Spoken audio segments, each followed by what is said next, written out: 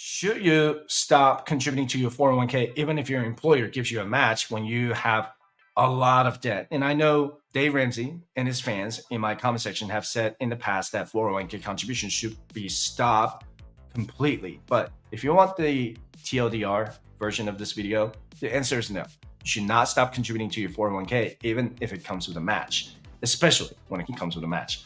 If it does not come with a match, then you should stop contributing until your high interest debt is paid off. And I'll show you how that 401k match can make a difference. But let me first show you what I always show my private clients. And you should stop the 401k contribution, even with the match. If you cannot put food on the table or pay your basic housing expenses, you should always prioritize your food, shelter, utilities, transportation, and insurance in that order.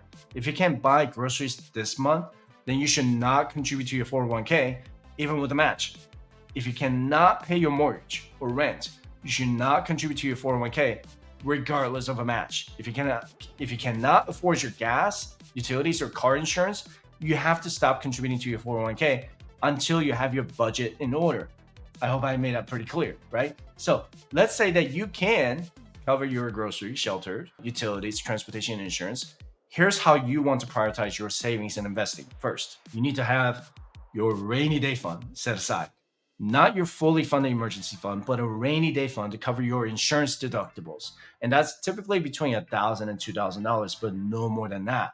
And the second step is to contribute to your 401k, but only up to the employer match. If your employer matches dollar for dollar on what you contribute to your 401k, but let's just say only up to 8%, then you want to contribute at a minimum of 8%.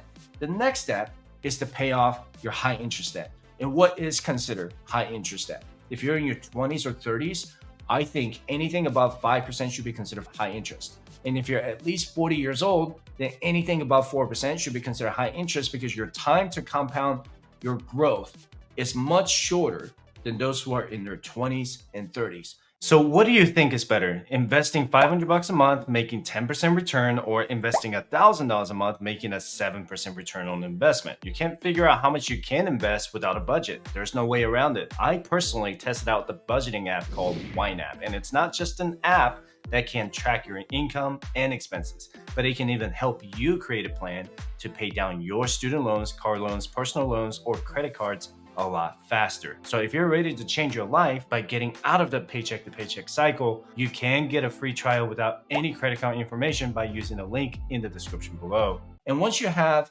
your high interest debt completely paid off, then you want to fully fund your emergency fund. I have 1 month of expenses in my checking account and 5 months of expenses in my high yield savings account, or HYSA. This is the cash reserve you need before you start investing for your retirement.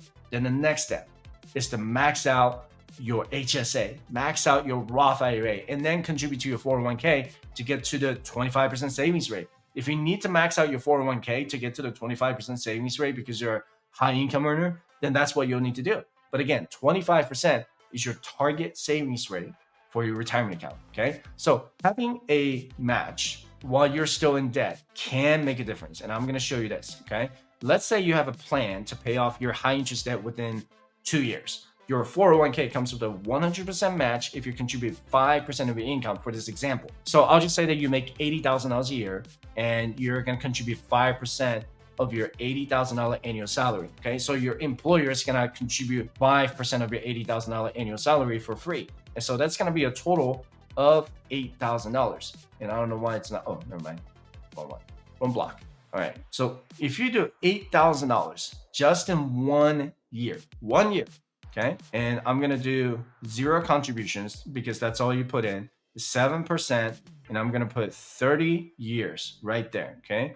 If I calculate that, just the $8,000 that you contributed to your 401k, half of that came from you, $4,000 from you, $4,000 from your employer, and $8,000 total in the 401k.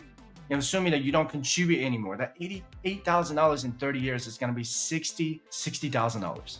How insane is that, right? So with a 7% average annual return, that $8,000 in 1 year will turn into $61,000 in 30 years.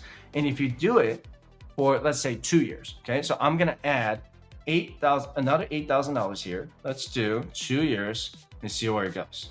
$16,000, $121,000, almost $122,000 in free money just sitting in your 401k that your employer gave it to you, right? So what if you consistently received the employer match for the following years? So let's just do $4,000 a year for the next 30 years, okay? So I'm gonna put 1 here, 4,000 annually, okay? So that's $377,000 in 30 years. And that's just the employer match portion of it. So if I add my contribution and my employer's contribution, then that's going to be double the amount, right? So the bottom line is this, okay? If you can pay your basic bills to pay for groceries, housing, utilities, transportation, and insurance, then you should contribute to your 401k, but only up to the employer match. If your employer doesn't give you a match, then don't contribute to anything until your high interest debt is completely paid off. You cannot justify having a 10% personal loan and investing in your 401k at the same time. Math is not going to be mathing at that point, all right? You can always go to firestarchat.com/resources like the one that I just showed you to do your own compound interest calculation to see how much you'll gain just from the employer match alone. How exciting is that?